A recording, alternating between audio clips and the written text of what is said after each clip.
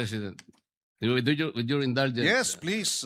I'm more than willing to the gentleman from Tarlac and Pampanga, Mr. President. In your sponsorship, Mr.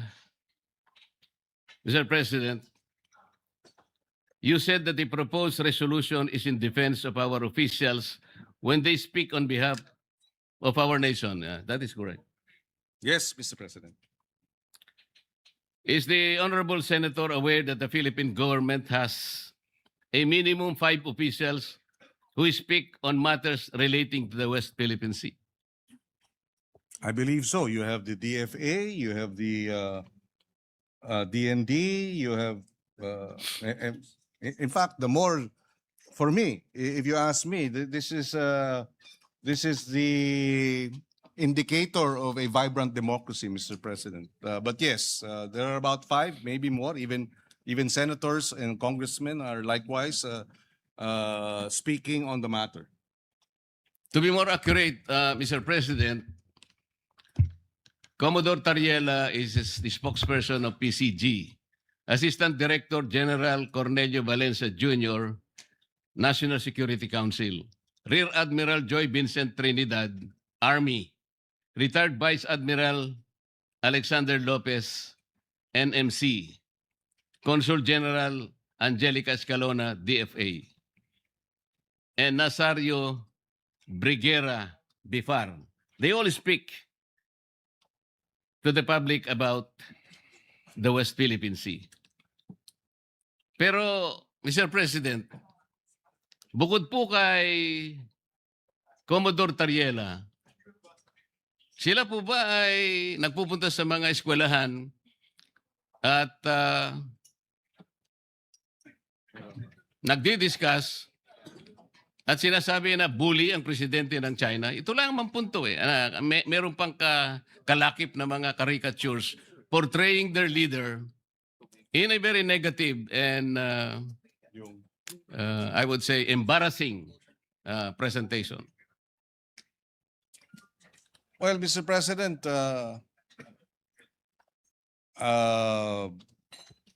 I would defer to our men in uniform. Isn't that part of the Philippines' right to expression? That too, Mr. President. Yes. First, I would. Freedom of expression, we have that. They do not have that in China. That's the problem. And he is answerable to his superior officer, and the DND and the armed forces have already issued a public statement in support of their men in uniform when they speak on the issue, because precisely the bullying, in fact, the DND described the acts of China as bullying, Mr. President. So babalikan ko po, bakit si Commodore Tariela lang ang ating pinupuntirya rito when the Department of National Defense... Kasi sila lamang po, Mr. President, ang gumawa ng caricature. Tinatanong ko nga po, yung po bang iba, yung 4 na binanggit ko kanina, na may karapatang magsalita para sa ating bansa, gumamit ba sila ng ganong pamamaraan? Yun lang po yung tanong. Pero siguro po, isasagot nyo, hindi. So, ano po naman, bakit naman?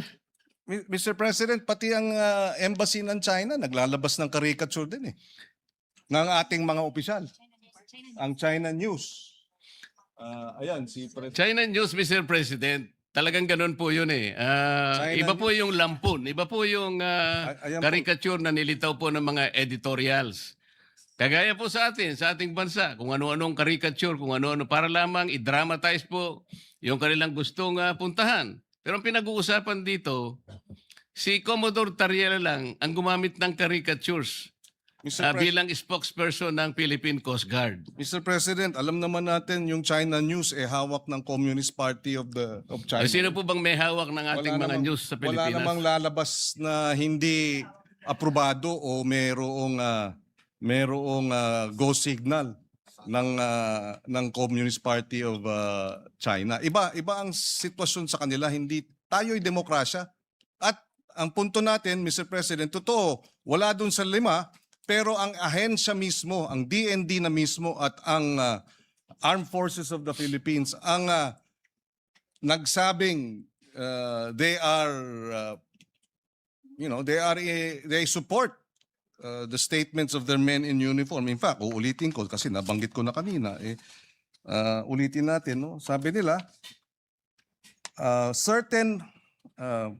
it was reported that the spokesperson of the Chinese Ministry of Foreign Affairs made a statement containing the following, quote unquote, certain Philippine Uniformed Service members driven by personal political motives. Doon pa lamang, Mr. President, lahat tayo rito, parliamentarians tayo, alam natin, it is unparliamentary to question motives, Mr. President, when official action is being undertaken or official decisions are made or proposals in parliamentary proceedings. So, sumagot ang Department of National Defense. Ay, ulitin ko, the DND and the AFP strongly condemn such an affront to any of its members. So kung pupuntiryan natin si Commodore Tariela, dinedepensahan na nga. They consider it an affront. The DND and the AFP have considered the statement of China as an affront to any of its members.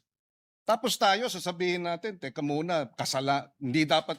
Mr. President, we should, again, I will reiterate, when the DND and the AFP speak as regards national security concerns, we should rally behind them. We should provide them the necessary support because they're the ones who face the Chinese aggression 24/7, 365 days, Mr. President. And they deserve our support rather than our castigation and our condemnation. We should Mr. condemn President. China, not our men in uniform, Mr. President. Mr. President, kung totoo man na talagang sinusuportahan ng armed forces yung... Totoo ho, statement po nila eh. kaya nga Binasa. po, payagan nyo kung Opo. i-continue ang Thank aking pagtatanong. Yung pong lahat ng cabinet members po, cabinet secretaries, they're alter ego of the president. Kung halimbawa po nagsalita na ang presidente, magsasalita po ba sila inconsistent with the statement of the president? I'm asking this question, Mr. President, because on January 29, a few days ago, 2026, the Philippine News Agency released this particular statement from the President of the Philippines. By whom? PBBM supports a firm with diplomacy approach in dealing with the rising war of words between Philippines and the Chinese officials over the West Philippine Sea. Pag pinag-uusapan po natin diplomacy, tama po ba yung ginagawa ni... Ako po, sinasabi ko lang, nagsalita na po ang Pangulo eh. Firm with diplomacy. Alam po kasi ng Pangulo natin, Mr. President, walang kapupuntahan yung patut sa dahan. Meron po akong record ng mga patut sa dahan, Mr. President, from January 1 hanggang kahapon. Ito po, January 1, nanggaling po sa ating iginagalang na senador. January 9, galing po ay Commodore Tariela. January 10, Tariela na naman. January 12, Philippine National Maritime Council. January 13, Representative De Lima. January 15, Commodore Tariela. January 14 and 15, Commodore Tariela. January 16, Tariela pa rin. January 16, Representative Shell Jokno of the House of Representatives. January 17, National Maritime Council. January 19, Akbayan Party List.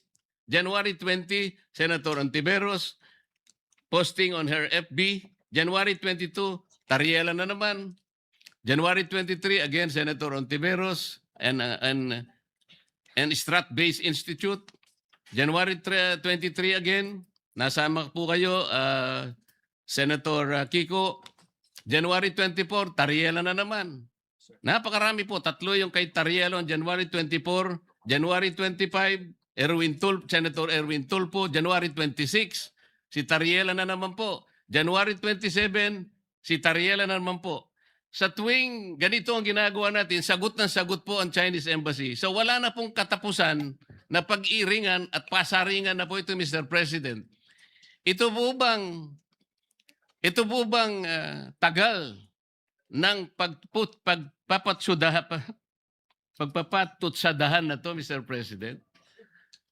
Nakakahuli po ba tayo kahit na ilang kilong galunggong lang sa West Philippine Sea?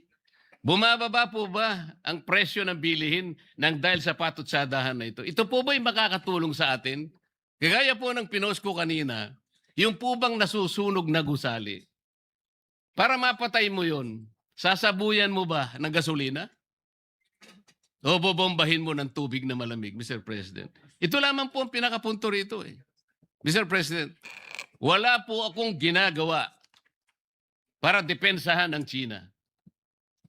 Ang ginagawa ko po para magkaisa tayo, hanapin natin ang talagang paraan, paano natin lalong palakasin ang paninindigan na to at magsimula tayo. Sana po maitala natin sa lalong madaling panahon yung mapa ng West Philippine Sea at magkaisa tayo ngayon. Ipilit natin yun. Pero kung wala pa po yun, yun nga po, puro ang tinatawag po natin ay megaphone diplomacy na hindi po nakakatulong kahit paano natin kwentahin, Mr. President. Maraming salamat po, Mr. President, at maraming salamat sa inyong panahon, good Senator. At sana sa mga susunod pang panahon ay makapiling natin ang mga ilang taong binanggit sa kapulungan ito para magkaroon po tayo ng kahit na seminar lang. Lalo po nating mapag-aralan kung saan tayo nang gagaling sa lahat ng panig, Mr. President.